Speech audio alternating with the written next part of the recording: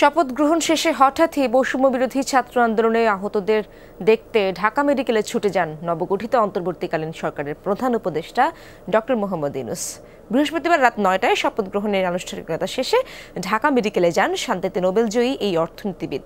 এ সময় সাম্প্রতিক সময়ের আন্দোলনে আহত রোগীদের সাথে দেখা করেন তিনি। ঢাকা মেডিকেলের বিভিন্ন ওয়ার্ড পরিদর্শন করেন তিনি।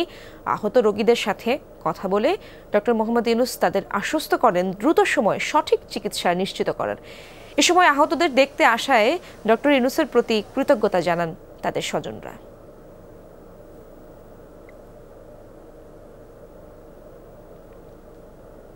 ন্যায্য একটা দাবি আদায় করতে গিয়ে তোমরা আজকে আহত হয়েছ, নিহত হয়েছ।